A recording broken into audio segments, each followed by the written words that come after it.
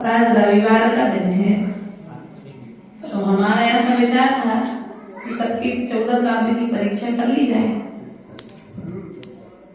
Student की पढ़ा दे नहीं परीक्षा करी जाए। आज परीक्षा करी परीक्षा प्रदान ओ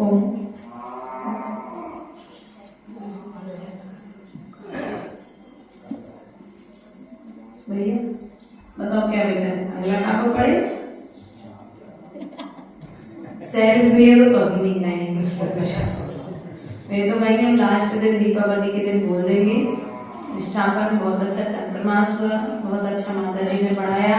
ऐसे ही सानकों में आपका आगे भी मिलता रहे और बड़ी आराम से विहार करा के आगे ले आओ। क्यों भैया ऐसा नहीं, ऐसा नहीं करना है। अपन को जिनवाणी बोलने का पुरुषार्थ करना है। आज आप लोग तैयारी कर लेना। कल हम आपसे 15 काव्य पूछेंगे, ठीक है ना? अनुवाद भी पूछ सकते हैं और काव्य उच्चारण भी पूछ सकते हैं। आज आपके लिए हमने पहले से बता दिया। पूरे 24 घंटे आपके बीच साथ में रहेंगे। चलिए 15 नंबर काव्य। ध्या ध्या नाज जिनेश, ध्या नाज जिनेश, भवतो भविना क्षणेन देहं विहाय परमात्मा दशां व्रजन्ति। तीव्रा नला दुपल भाव मपाश्य लोके चामी कल्प मच्छिरा दिव धातु भेरा ध्यानाजिनी से भवतो भविनः क्षणेन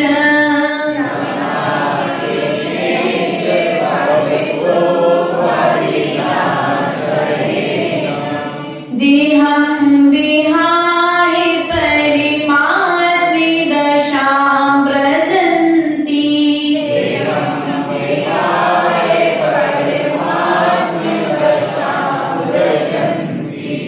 तीव्रा नला दुपलिभा विमपाश्य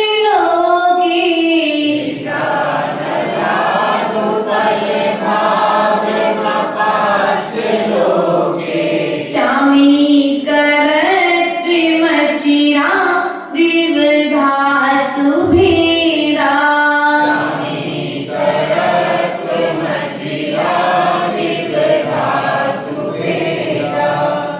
एक बार उच्चारण करिए।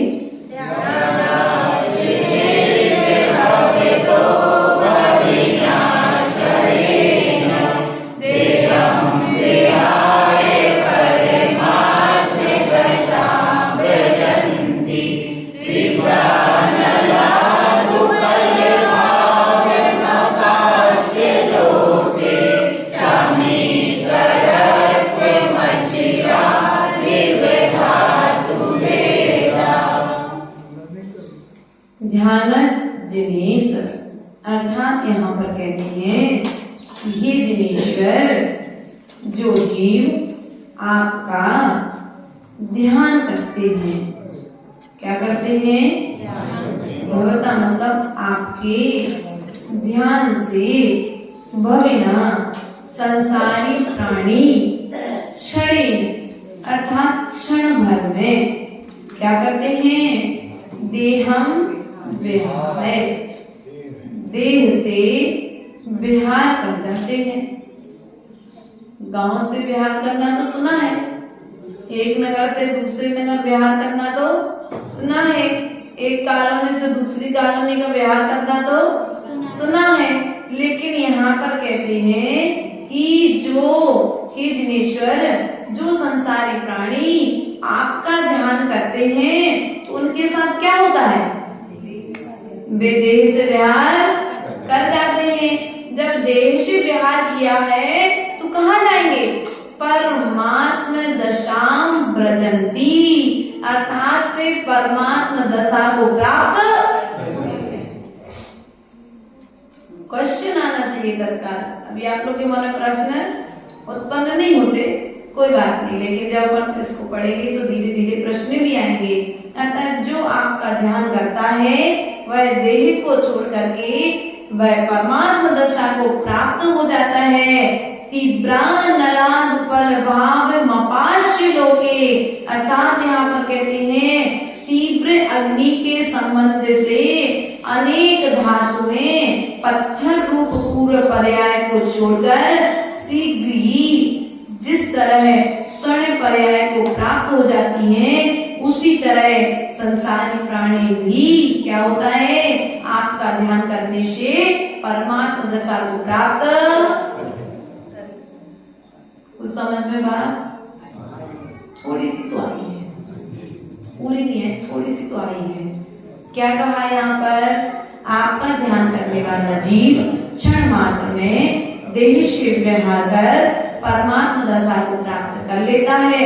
जिस प्रकार से अग्नि के संपर्क में आने से पाषाण स्वर्ण पने को प्राप्त हो जाता है। तीव्र अनल अर्थात अनल अर्थात अग्नि, तीव्र अग्नि के संपर्क से क्या होता है?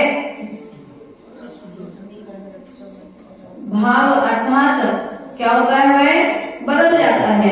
तो लोक अर्थात यहाँ पर कहते हैं लोक में धातु भेदा, अनेक धातुएं भाव पत्थर रूप पर्याय को छोड़ करके क्या होती हैं? अपाश्य अर्थात छोड़कर, अचिरात अर्थात शीघ्र ही, चामी करत्व जिस तरह स्वर्ण पर्याय को प्राप्त हो जाती है।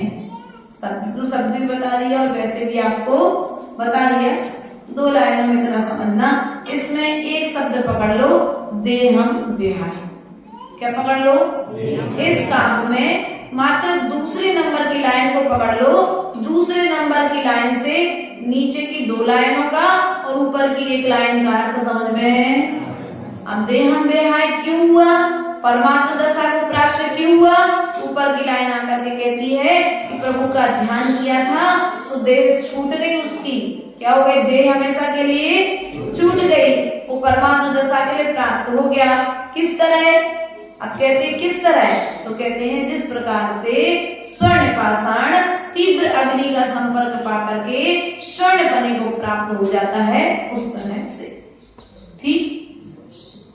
अंतः सदैव जिन यस्य विभाव्य विभाव यशे त्वं यसे यशे त्वं भव्यै कथं तदपि नास यशे शरीरम एक तत् एक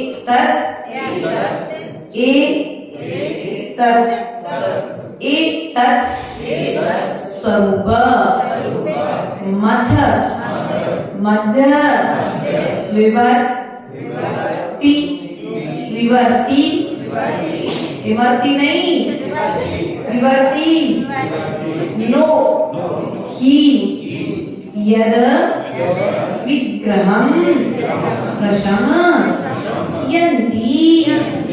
महानुभावाः अन्ताः सदैव जिनेयस्य विभाव्यशीत्वम्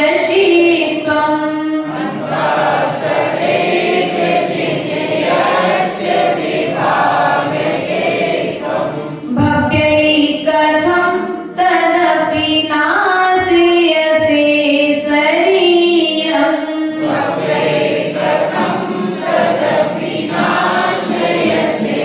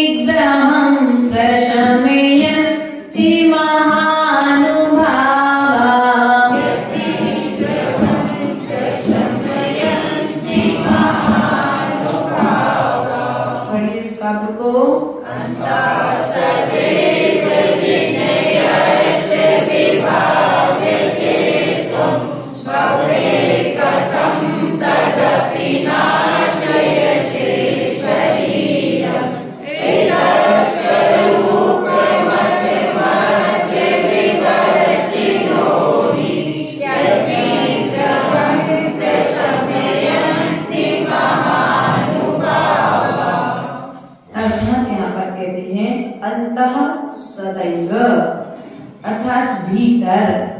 कहाँ रहते हैं आप? सदैव अर्थात हमेशा। अंत आप भीतर रहते हैं हमेशा। जिन मतलब जिनेंद्र देव, यश मतलब जिस, विभाव यशेकम ध्याये जाते हो। कहाँ पर ध्याये जाते हो आप? हमेशा भीतर। हे जिनेंद्र देव, आप हमेशा भीतर में ध्याये जाते हो। पहले लाइन का अर्थ क्या हुआ?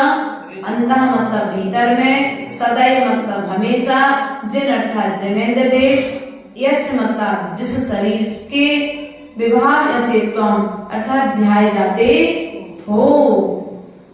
भव्यै कथम अर्थात भव्य जीवों के द्वारा। अब यहाँ पर एक शर्त रख दी कि जो भव्य जीव होगा ना वही आपका ध्यान करेगा और उसके द्वारा, क्योंकि उस अच्छे कार्य करने के भाव भव्य जीवों के होते हैं, अभव्य जीवों के भाव नहीं होते हैं। क्योंकि अभव्य जीवों का मिथ्यात्व छूटता नहीं है, उन्हें सम्यक होता नहीं है। वे दीक्षा भी ले लें और उनसे दीक्षित हजारों से मोक्ष चले जाएं, लेकिन उनका भीतर में मिथ्यात्व नहीं जाता। जैसे गंजी में भीतर में लगार लगी हो और आप उसमें दूध रखोगे तो दूध फट जाता है, उसी प्रकार से वे कितना भी अच्छी महान महान साधनाएं कर लें, दिगंबर मुनि बनता है अभव्य जीव, लेकिन दिगंबर मुनि बनने के पश्चात में भी जो आचरण वो करता है उसे श्रद्धा नहीं होता। अपन सब कुछ कर रहे लेकिन श्रद्धा पूर्वक कर रहे कि बड़े बुजुर्ग करते आ रहे थे सो कर रहे, इस क्रिया को महान मान करके कर रहे कि ठीक है सब कर रहे तो अपन ही बैठ जाओ, उसकी महिमा को जान करके कर रहे कि नॉर्मल तरीके से कर रहे, उसकी महिमा को जान करके यदि तुम कार्य कर रहे हो तो उस महिमा का फल तुमको मिलेगा। और यदि सामान्य तरीके से मान करके करोगे तो तुम्हें फल की प्राप्ति होने वाली, क्योंकि भावों में उतनी विशालता नहीं आएगी। तो भव्यै कथम अर्थात भव्य जीवों के द्वारा, कथम अर्थात क्यों, तदपि अर्थात यहाँ पर कहते हैं उस, अपि मतलब भी, नास यशे शरीरम। देखो भगवान आप बहुत बड़ा बड़ा काम करते हो। क्या करते हो पंडित जी? भगवान जी से कह रहे हो बहुत गड़बड़ काम करते हो कि एक तो भव्य जीव आपका ध्यान कर रहे हैं और आप क्या कर रहे, उनके शरीर की नाश कर दिया।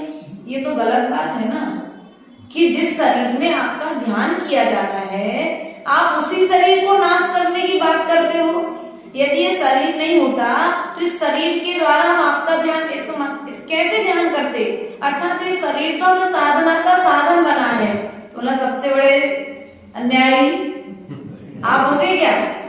नहीं, यहाँ पर भगवान आकर के कहते हैं, उदाहरण देते हैं, एतत् स्वरूप मत मध्य विवर्ति नोहि, अर्थात यहाँ पर कहते हैं एतत् यह स्वभाव ही है कि मध्यस्थ बीच में रहने वाले राग द्वेष से रहित महानुभावा अर्थात महापुरुष विग्रहम विग्रह शरीर और द्वेष को छोड़ करके प्रशमयन्ति अर्थात शांत करते हैं। किसको शांत करते हैं? अर्थात राग द्वेष आदि जो हैं वे आपका ध्यान करके राग द्वेष आदि का शांत करते हैं, राग द्वेष आदि का त्याग करते हैं। और जब राग द्वेष आदि का त्याग करते हैं तो उनका शरीर अपने आप छूट जाता है। भगवान कह रहे हमने क्या किया? हमने तो ध्यान करने की प्रेरणा दी थी, अब तुम ध्यान में इतने लीन होगा कि कमट पत्थर बरसाते रहा फिर भी तुम्हें ध्यान नहीं रहा, कमट आगी जलाता रहा, कमट में नाना तरह के उपसर्ग किए फिर भी तुम्हें ध्यान नहीं रहा, तो इसमें हमारी गलती कहाँ है? हमने तो राग द्वेष छोड़ने का उपदेश दिया था, अब राग द्वेष छोड़ने का उपदेश दिया तो तुम्हारा सब कुछ छूट गया और संसार छूट गया, अर्थात तुम अशरीर अवस्था को प्राप्त हो गए। अर्थात यहाँ पर कहते हैं मूल रूप में इसका अनुभव देख लेते हैं अपन। लोक में रीति प्रचलित है कि जो जहाँ रहता है, जहाँ जिसका ध्यान किया जाता है सम्मान किया जाता है, वह उस स्थान को नष्ट नहीं करता, परंतु हे भगवान, आप तो भक्त जीवों के जिस शरीर में हमेशा सम्मान पूर्वक जाए जाते हैं, आप उन्हें उस शरीर को ही नष्ट करने का उपदेश देते हैं अथवा अशरीरी होने का उपदेश देते हो। आचार्य भगवान कहते हैं, पहले इस लोक विरुद्ध बात पर भारी आश्चर्य हो रहा है, परंतु जब उनकी दृष्टि विग्रह शब्द पर पड़ी तो उसका अर्थ अर्थात द्वेष अर्थ हो जाता है। अर्थात यहाँ पर कहते हैं कि पहला शरीर और दूसरा द्वेष, अर्थात मध्यवर्ती शब्द से यहाँ पर पहला बीच में रहने वाले और राग द्वेष से रहित समता भावी जानना चाहिए। अर्थात यहाँ पर कहते हैं कि आप जिस शरीर में रहते हैं उस शरीर को नाश करके आप भव्य जीवों को अशरीरी होने की प्रेरणा दे करके, राग द्वेष से रहित होने की प्रेरणा दे करके आप उसे अपने जैसा बना लेते हैं। ऐसा उपदेश यहाँ पर कुमुद चंद्र स्वामी ने दिया है। हाँ जी, ये आपने बताया अभव्य जीव धारण कर लेते हैं। अब अपन करेंगे अभव्य जीव की विवक्षा जब आएगी ना चौथी ढाल में, इस पर अपन और विश्लेषण करेंगे। हृदय कमल पर तुमको ध्याते योगीश्वर निज चिंतन में, करे निरंतर वह अन्वेषण अपने आत्म निकेतन में। अमर कांति शोभा पाती वह बीज कमल रक्षित रहता, कमल कर्णिका के अंदर ही अन्य कहीं वह ना रहता। प्रभु आपको शुद्ध भाव से जो भी प्राणी ध्याते हैं, काया की माया को तज कर चित परम सिद्ध हो जाते हैं। कंचन कलमस खो देती है तेज अग्नि पर तप करके, वैसे आत्म हो परमात्म नाम निरंतर भज करके। भक्तों द्वारा ध्याए जाते औदारिक तन मंदिर में, नास देह का कैसे करते रहे आप जब अंदर में। अथवा सच मध्यस्थ हुए जो महापुरुष जब आते हैं, मध्य भाग में आकर के वह विग्रह भाव मिटाते हैं। इस प्रकार से 16 काव्यों का अनुवाद हमने यहाँ पर पढ़ा। बोले पार्श्वनाथ भगवान की जय। परम पूज्य आचार्य गुरु सागर जी महाराज